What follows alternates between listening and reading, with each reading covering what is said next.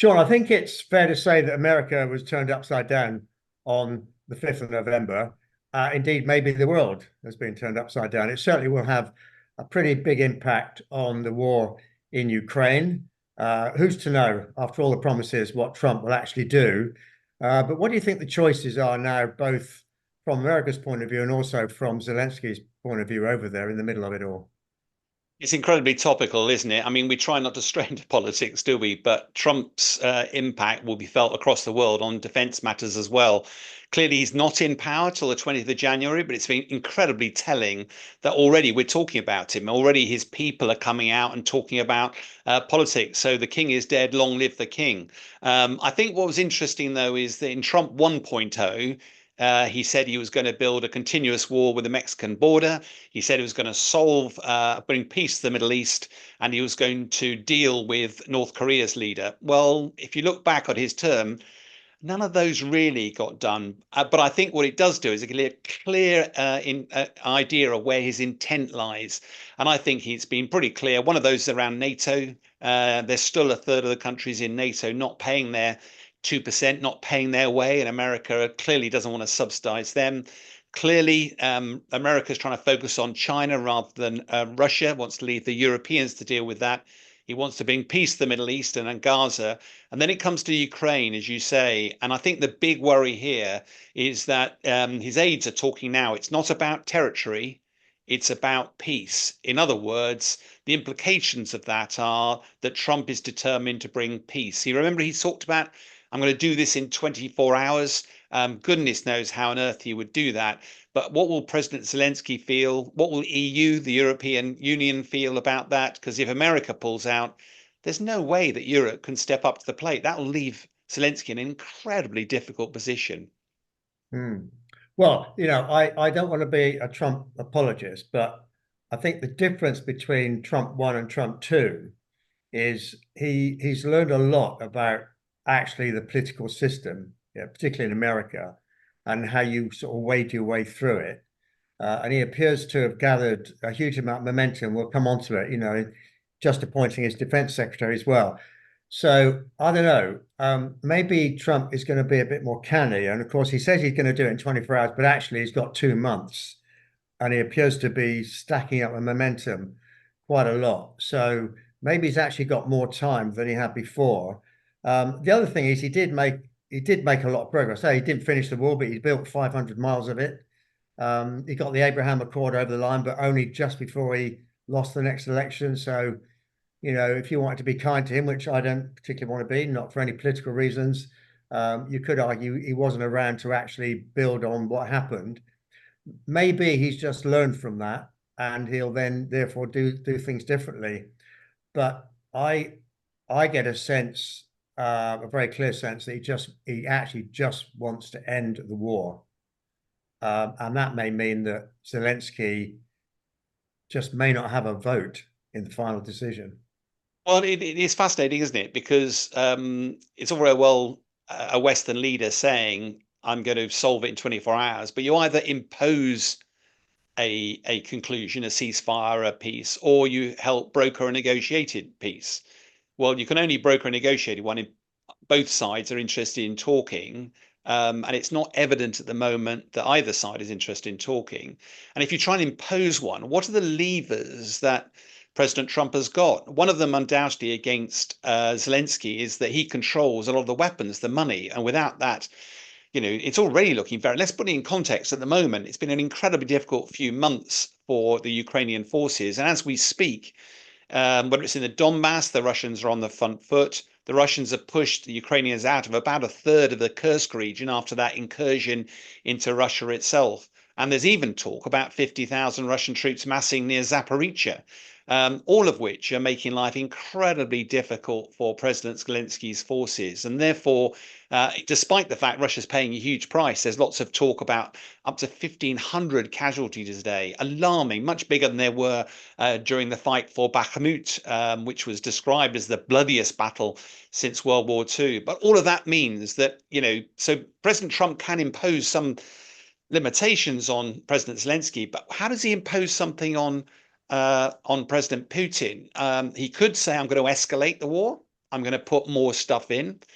That could be an approach. It might be carrot and stick. He might also use a carrot. He might turn around and go, actually, we can ease some of the sanctions on you, Russia. We can reopen the door to a way back into the international community. But all of that feels an incredibly difficult compromise. And if you were President Zelensky, how would you feel about that? What would you feel your choices are? Well, actually, pretty limited, I would say. I mean, Zelensky's done an amazing job on the world stage to get attention to the war and to raise funds and support. You have to hand it to him.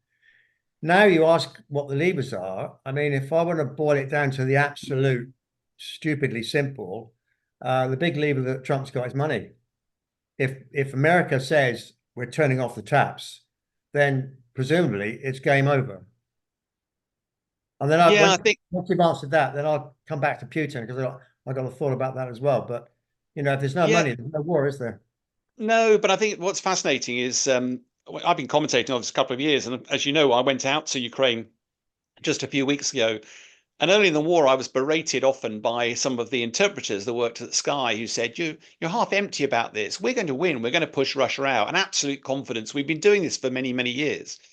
And I sort of thought, okay, when I went out to Ukraine, I was expecting that same air of resilience. Now, they're not about to capitulate, but there was a very definite sense of a weariness about the war, the tens of thousands of little Ukrainian flags fluttering in Maidan Square in the middle of Kyiv. Very moving, but a reminder of just the massive price that Ukraine's paying for this. And despite a massive influx of Western weapons, Western money, and a huge effort by Ukraine, Russia is still on the front foot. Russia is the bigger nation. It's got bigger oil revenues. It's got a bigger defense industrial base.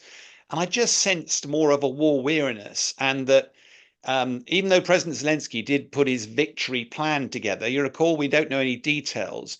But I do wonder whether that victory now is looking less focused on territory and more focused on how do I get my country rebuilt again? And secondly, how do I guarantee this will never happen again? How do I make sure this isn't just a stepping stone for Russia? How does the West help me? It may not be part of NATO, but how do it help me to make sure that this is not repeatable? I'm guaranteed my security so I can actually focus on the future. Some really interesting conversations internally, I suspect, that Ukraine has to have. Yeah, yeah. Well, the before we come back to the Russia thing, the big thing I hope for, and I do see a ray of light in the midst of all this darkness, is that Ukraine retains ownership and control, despite its freedoms to trade of all its assets. It's a hugely asset-rich country, and those assets are sought after, all over the world. I did have a fear that those assets would go as they barter how Ukraine pays back the debt it owes. I think with Robert Kennedy Jr. In some way having a powerful position in the Trump administration, he'll be rooting, I think, for Ukraine to retain that ownership and control, and therefore the debt will have to be paid back in some other way. I believe. I mean, he wasn't always in favor of continuing the war, but I think he will want to stand up for Ukraine when this thing comes to an end. I think it's a fascinating insight into, we're seeing that in this country as well. It's one thing to be in opposition. It's one thing to, wail and complain about, the impact of the money flowing out to Ukraine or whatever. It's very different when you actually own the problem and you have to come up with answers. And I think we're already seeing that with the new government in this country. And it'll be interesting to see whether Trump actually is trying to blow a breeze across Ukraine and Putin to say, enough is enough, Big Brother stepping in, we're going to stop this. But actually, when it comes to the crunch, does he really want to placate President Putin? He knows that's a sticky plaster over a long-term solution, a long-term problem. And if Putin will feel emboldened by that, the danger is so will President Xi of China. What about Iran? What about North Korea? There are worrying trends, worrying implications of doing any form of deal in which President Putin appears to win. Yeah. Yeah, well, I think your analysis a second ago on Putin is a really good one. in terms of leverage against him, I think in a way, throughout the war, we lost a bit of leverage. The sanctions, they didn't work. He managed to sort of sidestep them.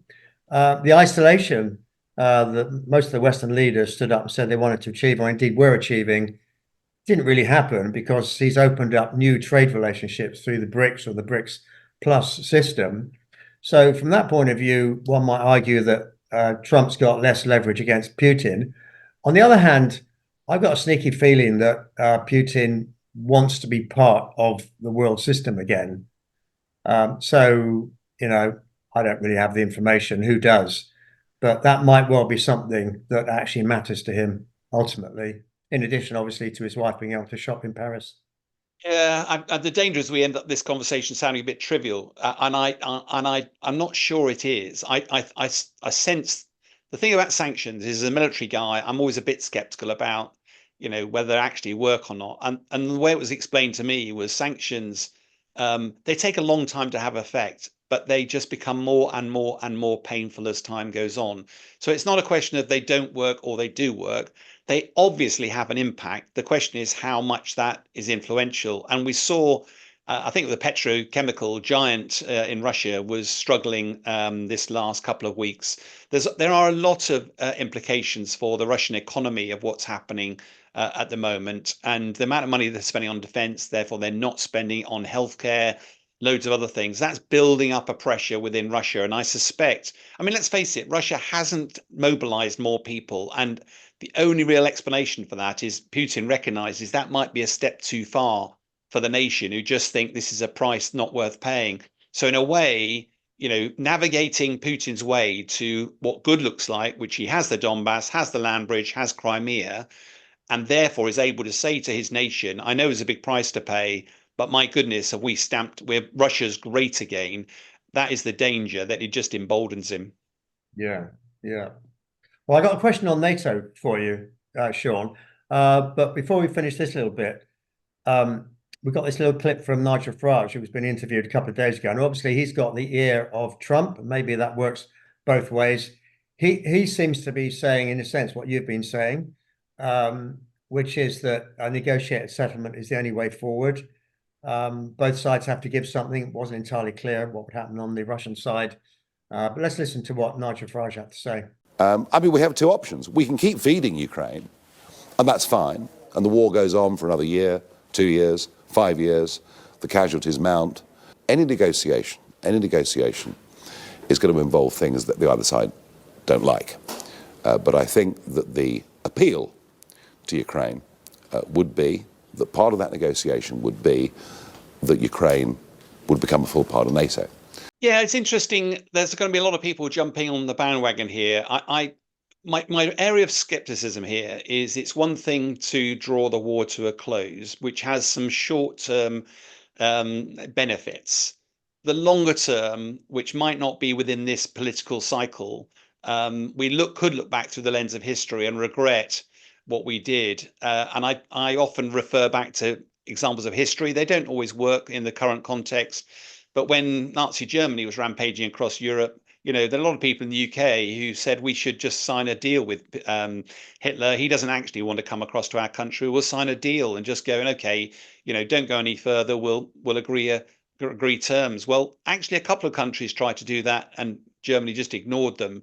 And the danger is, if you appease people like Putin, the danger is you reap the consequences. And I do think we've got to be really careful that there's a lot of politicians around who like to be sensationalist and short-termist and not actually thinking of the long-term consequences of this. That's my worry. You don't like Nigel Farage then? Well, he speaks to a voice in the country, which I have a degree of sympathy with. It's like Trump. I mean, I think Trump at times, you just want to slap him. He just sounds a bit of an idiot. But if you get behind the words, a lot of what he's saying makes a lot of sense and it resonates with people. I've used the example before with NATO, threatening to pull out of NATO, threatening to say, all countries should be paying their way. I agree with that. I don't agree with him pulling out. But if that's the threat, to get countries to recognize they should be paying their way. We as a country do pay our way, but actually in a way we're subsidizing countries that are not. And I don't like that. one bit either. So in a way, I think sometimes the message is not very well received, but sometimes the undercurrent of it makes a bit of sense. Yeah, fair enough. Yeah. Okay, final one for me then, Sean. Do you think NATO membership is going to be on the table when they try and bring this to a close? I think it'll be on the table with Ukraine, but I don't think it's going to be. I think it's going to have to be taken off. I think you've done a lot of deals as a businessman, and you've got to work out where your strengths are, where your weaknesses are, what your enemy wants, or in your case, your competitor wants, or your customer wants, and work out how you negotiate your way to a solution that's agreeable to both sides. I find it very difficult to see how President Putin will accept any form of future where Ukraine is a member of NATO.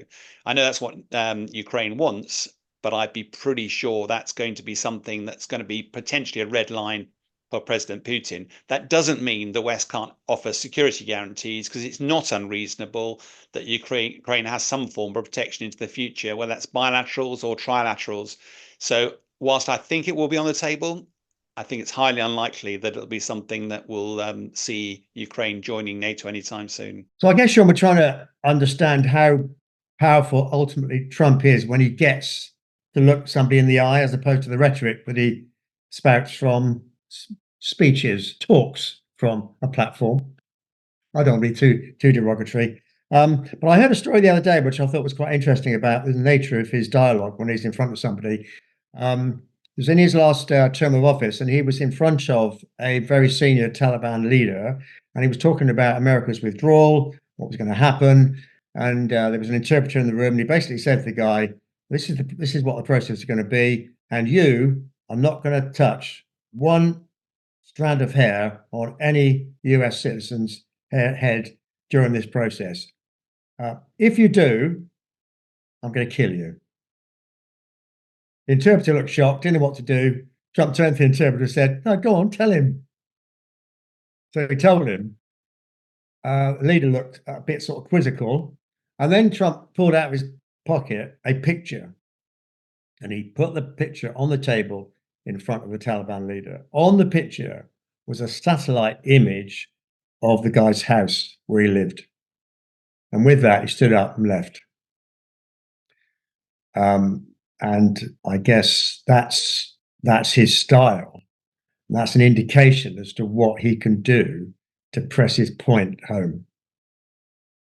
Yeah, I think it's neither of us were there. It's an apocryphal story, maybe true, maybe not. But I do think it does give a really interesting insight, I think, into his individual negotiating style. He's a classic alpha male, and in a way, I think there's a stark contrast to a lot of our political masters who, their most difficult rhetoric is, "I'm going to write you a stern letter if you don't agree," which obviously these days, that politically soft negotiating approach in our sort of very accommodating society doesn't really resonate with dictators, particularly the Trumps, the Xis of this world, who probably respect strength more. And I think what we're going to see with President-elect Trump is much more a carrot and stick. We're going to hear a lot about the stick, and he's going to put some very credible threats on the table and sow seeds of doubt into the minds of those people he's negotiating with. Now, as a military guy, I'm a key proponent of deterrence, small d. I'm not talking about nuclear deterrence. Because if you've got a bouncer at a nightclub, he's big, he's massive muscles, and he looks mean, you're just not going to chance your arm with him. You're just going to judge this is not the time, it's not the place. If you've got some mealy-mouthed, wimp of a guy there who's trying to negotiate, "Please be nice tonight in the nightclub, please don't cause a fight."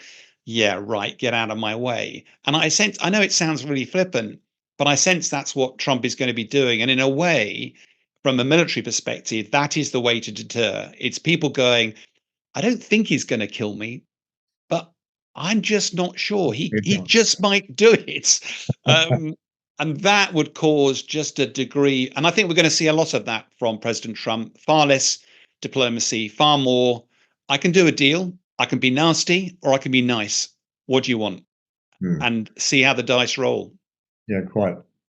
Sean, a very clever guy, much smarter than me, said to me many years ago, if you've got a really complicated system with lots of moving parts, what you do is you drill it all down, you exclude all the things that actually ultimately are not relevant, and you find one thing. You solve that one thing, the whole problem goes away. It's a bit trivial, but sometimes it's actually a good mental exercise. Trump appears to have done that in the Middle East. And what Trump appears to be saying is, look, there is one problem here. We take that problem out, everybody else will want to get on. That problem, he thinks, is Iran. And with Iran, of course, goes all the proxy terrorist groups that Iran appears to be supporting, motivating, and funding. Just to build on what you were saying earlier about the style, if you want to get a good outcome in a conflict situation, here's another little clip which we dug out on what Trump is threatening to do with Iran if they don't play ball. If I were the president, I would inform the threatening country, in this case Iran, that if you do anything to harm this person, we are going to blow your largest cities and the country itself to smithereens. We're going to blow it to smithereens. You can't do that. I think what's interesting, again, it goes back to what Trump's trying to do. As a military guy, you're always trying to look beyond the symptoms to the disease. A doctor's doing the same. Do you just treat a runny nose, or do you try and work out what's the actual problem that's causing that? Because if you don't, you end up putting a sticky plaster on the patient who's having a heart attack. It's just ridiculous. So that I think there is a great deal of benefit in doing the intellectual exercise of working out where the problem is. The challenge with that approach, though, is that this is not something new. This is something that's lasted years, in fact, decades. And the danger is that a lot of the parties involved now are all culpable to some extent or the other. And I think the danger of being too overwhelmingly take out Iran is to forget why Iran is getting involved. And part of that is because of sympathy for the Palestinians, who, by a lot of measures, seem to be having a bit of a hard time over the past few decades. And therefore, by dealing with Iran, you've also got to make sure that you do deal. What's a fair deal for the Palestinians? Now, I don't know what that is, but we've talked a lot about is that we don't want to just give carte blanche to Prime Minister Netanyahu to sweep all of the Palestinians out of the West Bank and Gaza. It doesn't solve the problems of the region. What it does do is take away some of the sort of more animated military action that's there. So I think it's a twofold approach, one of which is dealing with Iran, but also Trump has got to use his influence to temper Prime Minister Netanyahu. And it's been really interesting, I think, over the last few weeks. Some of the reporters think that Netanyahu's got a clear run because he's got such a good relationship with Trump. But also, I think you and I have been talking about that Trump's actually said he wants to see peace. He does not want to see the war continuing. And that's a really clear message to Netanyahu. And I wouldn't be at all surprised if, a bit like we're saying with Putin, Netanyahu's gone, I've got till the 20th of January, Inauguration Day, to try and do whatever I need to do. And then I need to be ready for this onslaught to negotiate. And at least Netanyahu can then turn around and say, I want to carry on. America's imposed, and therefore there's a bit of face saving goes on. But bluntly, in answer to your question, I absolutely welcome a focus on get beyond it. A lot of our Western politicians do not have the appetite for that, and therefore they rush around just trying to smooth the waters out. If you're going to solve it, you need some grown-ups involved, and you need to actually, it's not just about the US, it's about getting the Middle East involved as well. And that's the one thing I've not seen President Trump engage yet. I hope he does, because without their direct and equal engagement, you're not going to solve the core problems. Yeah, it's a good point, Sean. I mean, we know from our own intelligence services that there's pretty clear evidence that Iran has got its tentacles into Western countries, certainly into the UK. I'm slightly concerned that our leadership has been a little bit mealy-mouthed about it and is almost afraid to confront the problem. But it's clear the problem has to be dealt with. This is a picture of the Blue Mosque in Hamburg. This has been under investigation for a couple of decades. And recently, Germany stood up and said, enough is enough. We believe this is the center of extremism. It's the extreme end of the Shia part of the Islamic faith. It's not really about religion. It's actually just about war and dominance. And so they've gone in, they've shut the mosque down. Germany, they're then sort of out of character in terms of the way they've been portraying their, quite tolerance over the last few years, have then discovered 50 or 60 other locations across Germany that they believe, from a terrorist point of view, have been linked to the activities in the Blue Mosque and also back then into Iran. And they basically said, the time has come to deal with it. It's an interesting story, isn't it? Because my concern about this story is that if it's not reported properly, it just sounds like the Germans having a go at the Islamic faith, rather than actually the actual story, which is Iran using the churches as a front to get in and influence other nations. As you and I both know, most of the wars for centuries past have been, caused by religion and, about different views of religion. Now, I'm an agnostic. You're more religious than I am, but I absolutely respect the fact that people have a right to have their faith. I think there's hundreds of different faiths around the world. I'm not prescriptive. I think that's absolutely fine. But I think in this country, we accommodate lots of faiths, but the bedrock of what makes us British is something called British values. We could do another podcast on that, but I think they're grounded in Christian values. I don't consider myself religious, but I do subscribe to Christian values. And I think that's part of what makes the DNA of our country. And I would be really worried if we end up, this becomes about us being intolerant of Islam or other religions. I absolutely think we have to stand up to the fact that things like freedom of speech, things like respect for our neighbors, things like individual rights, women's rights, etc., all those things are part and parcel of our rights in this country and part of our society. Not all religions reflect that, and I have no problem with other religions, but we have to be careful that they don't actually transcend our British values. And the worry here is that unless you manage the messaging really carefully about this, all it does is incites racial violence and intolerance, which I don't think is part of what makes this country great. But we've got to find a way of stopping countries like Iran using these mechanisms to infiltrate our country and destabilize and undermine our way of life. My belief is that all faiths ought to be able to get on and cooperate. When it comes to a faith entering another country and there being the potential for them to subvert the Christian values that I uphold, then I think we need to have a conversation.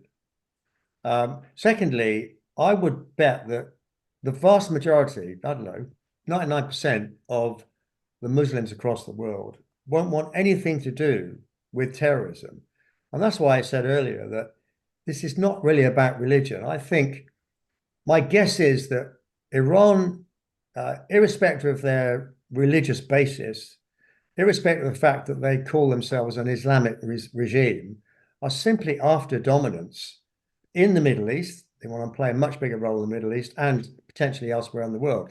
And what they've done, they've used religion as a cloak, a sort of convenient cloak, which is very defensible because it's very hard to attack them because you don't want to be seen to be attacking the religion. And Iran has gone back to Germany, by the way, and said, we warn you, this will lead to intolerance and Islamophobia. So they're fighting back straight away. So it's going to be a tough thing for Germany to handle. So somehow I think we have to remove the religious cloak from what countries like Iran are doing and try and expose what they're doing for what they are, which is a threatening bully that has other political and economic goals that really have got nothing to do with religion, although they will use religion to create a controlled environment and a defense. And it matters, even though we're on a military podcast, because actually it's part of our defenses. It's part of our, stabilizing, preserving our way of life in the UK. And it's a conversation that people tend to shy away from. And I don't think that's healthy. So, Sean, as we said, Trump has put momentum into, building his team. He's now appointed, I think, as of today, 5 cabinet members, and all sorts of interesting people are getting very interesting jobs. The governor of South Dakota, who you may recall was the one state, almost the one state in America that stood up against the COVID restrictions and did exceptionally well. She's got a job. One of the appointments is the defense secretary, which is a chap called Peter Hegseth, former Fox News presenter, journalist. And obviously there's a massive storm, particularly from the other side in America, as you'd expect. I caught a little clip from the View, which is a left-leaning, daily and weekend show with, I think it's 5 ladies. One of them is Whoopi Goldberg, who I think is an absolutely amazing actress. She absolutely lost it and just played with how you pronounce his name as though it was a bit of a mouthful, and therefore maybe you shouldn't have somebody who's got a name which is quite difficult to pronounce. It was really hilarious. Anyway, he's the guy, and he's in post. What do you think? It's been an interesting one, hasn't it? What are the credentials for holding, Secretary of State appointments? Traditionally, it's been somebody of gravitas, somebody of experience, somebody who has mature interpersonal skills, who is a negotiator but is firm, understands, the often conflicting priorities. It's interesting because Pete Hegseth, who's this ex-Fox News guy, there's loads of stuff being written about at the moment about things that he's done in the past, and you'd expect a bit of dirt to be dug up. And that's part of the course, I suspect. What is interesting from my perspective, this isn't just a Secretary of State trying to play with the levers but doesn't actually control any. This is about defense. This is the most powerful nation in the world. This is the most powerful nation in the world when we are in a more dangerous world than we've probably been in most of our lifetimes. And that feels as if there's huge consequences if they get this wrong, huge consequences if egos get in the way, or people who aren't able to negotiate, listen. And my worry here, I think, on the bigger scale is that President Trump, I think you talked about it earlier, he's learned from his first foray into this that, he got somewhat stymied by not understanding how Washington worked in the first time round. This time, if he's choosing a load of acolytes, people who aren't necessarily experts in their field, but will be basically following the Trump agenda, that is very, very worrying. My sense from years of working in teams is that teams can often be very uncomfortable, but actually you do need to have different views. The whole Myers-Briggs, we all see problems from a different perspective, and you do need to have that debate in order to make an informed decision. If you've simply got acolytes around you who are yes men, the danger is, where does that debate happen? And I think somebody like Trump, who could be enormously beneficial for the US, but somebody of that color and character will need to have some checks and balances in place. We'll need to have people around him who at least are going, we're just going to have to be let's have a conversation about this before you go into it. And I think Ben Wallace was a really good example for us in the UK, where we had a former military, a full-time military guy, and Ben Wallace was a very popular Secretary of State, very popular within the military. Does that mean he did a good job? He definitely spoke for the military, but actually a Secretary of State is a political appointment, not a military appointment. And therefore, he eventually did 5 years, I think, and left eventually because he wasn't going to get the role of in Sec Gen of NATO, and moved on to other things. But returning to your point, time will tell. But having lived defense, having seen the consequences of it, it is one of the most challenging offices of state. And at face value, he's an unusual choice. Mm-hmm. Yeah, well, of course, it's a lot tougher being in government than it is sort of thinking about it. And I suspect Peter Hegseth is going to find that. The other, I think, difference that I've been picking up from now with Trump and Trump 1 was that in his desire to create unification, which is, I think, in America at the moment, is actually really quite difficult. But in his desire to do that, he brought his friends and his enemies into the mix. The saying, keep your friends close, keep your enemies closer still. And he seemed to do that, and it didn't work for him. At least that was, his view. What I hear he's doing this time, he's not going to make the same mistake. So, back to your point about acolytes, I think he is going to get people with whom he's had a good relationship and with whom he's observed will be able to do the sort of things with the sort of style and rigor that he wants to bring to it. And that's maybe why you get appointments like this, despite the fact, he doesn't have any real political experience to go on, which Trump never had either, of course. No, but I think what's fascinating again, along this style of, do you need people to challenge you? I think that's one of the core attributes of a democracy versus an autocracy or a dictatorship. In a dictatorship, President Putin doesn't have a load of people disagreeing with him. Otherwise, they have an untimely fall out of a hotel window. Whereas, and therefore, there are some benefits to autocracies because they don't have to go through this morass of conversations and compromise. But we've made the decision in the West that we don't want to live under an autocracy because that has all sorts of really unsavory implications. And I think if you don't like listening to counterpoints, if you want to just run roughshod through the legal system, through political advisors with diplomats, and just make it, an autocracy, again, that history suggests those don't end well. And I think one of the strengths of our Western civilization is the way we manage democracy. It's very difficult. It's very challenging. It's sometimes tiresome. And I suspect that now we're talking about extremes. So again, I would advocate, I suspect history may judge that we've got so soft with democracy that we no longer actually, we don't want to say boo to a goose. And it may be that actually all we're going to get is a bit of a course correction to make sure the balance between, autocracy and democracy is a bit more, we find a point a little bit closer to the middle.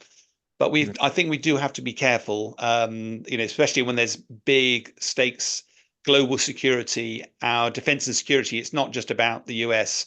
We're in the middle of a, strategic defense review here in the UK. What Trump does will have implications around the world. Yeah, absolutely. So we'll see. I think you make a really good point, and it has to be watched. You don't want yes people, yes men or yes women in your team. That's no good. What I can say about the appointments is they're all very, very outspoken. Now, I've not seen Pete Hegseth perform, but Trump has just appointed his border czar for the southern border, and I've seen that guy in Congress standing up for himself. The guy is tough. He's just appointed his attorney general, who's performed as part of Congress, and again, the guy. He gives people a run for his money. So we're definitely going to get people with strength. And I hope that means they're not always going to say yes to Trump. Yeah, and it goes back to the point is that if you're in opposition or you're not in power, it's very easy to be critical.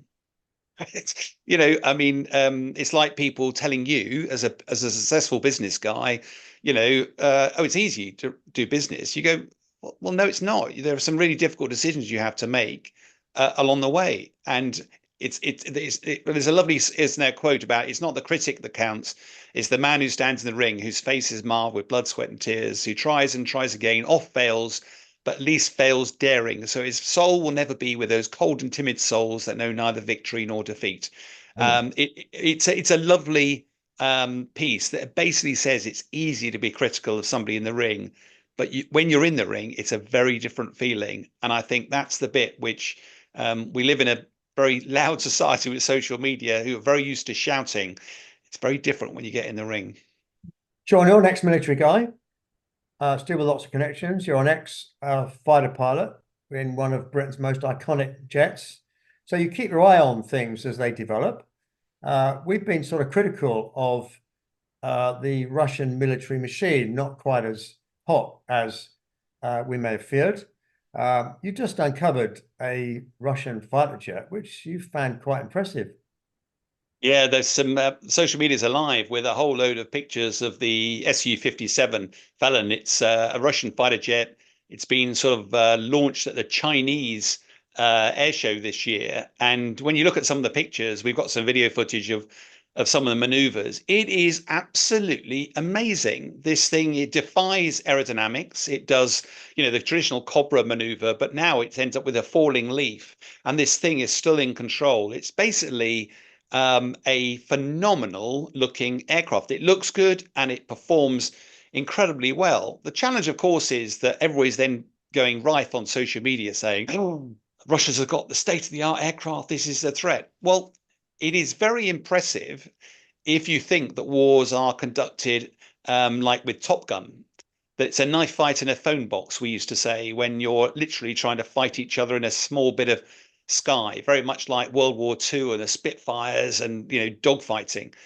That is not what happens today. Today, it's all about trying to shoot the other guy down before he even sees you. And therefore, at 100 miles away, the reason you want stealth is you don't want his radar to pick you up before you pick him up. And you ideally get closer to him, launch a missile, run away before he even knows you're there. And that's why we focus a lot on stealth. The Joint Strike Fighter, one of the most modern aircraft in our inventory, doesn't perform anything like the way aerodynamically that Su-57 does, but it's stealthy. And actually inside the aircraft, rather than what you see outside, how is the radar? How are the missiles? How's the electronic warfare system?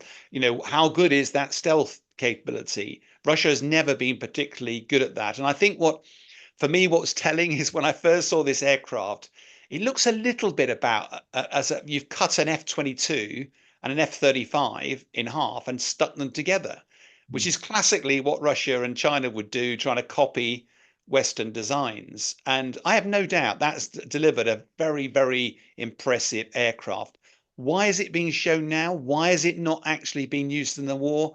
Well, I think Russian military export sales will have taken a massive hit as a result of the war, because Russia always claimed it had state-of-the-art military capability, but it's been proved wanting. I think this is a real effort to go, no, no, no, no, we've still got some very impressive stuff. But why haven't we seen it involved in the war yet? Maybe they don't want to take the risk. I almost certainly, because if one of them got shot down, that would be the nail in the coffin of its export market. Much better to fly it further east, show it off of a Chinese air show, and everybody goes, wow, I want one of those. Because that's what I thought when I first saw it. But yeah, in terms of actual military capability, and I think the follow-on for me is also, I've been the biggest skeptic as we go into a defense review. Should we be focused our limited amount of money on ships, tanks, and airplanes, or are there other things that we should be focused on? And the next generation of fighter jet, Tempest, is one of those platforms that the nation is pushing quite hard. I'm not so sure, except when you do see other nations are developing platforms every day, and if you don't keep up with that race, you fall behind. And we've seen in Ukraine just how woeful it is. You can't fight a winning battle if you don't have control of the skies. And things like the Su-57 may have some weaknesses, but Russia, China, our adversaries are all pouring money into this sort of capability.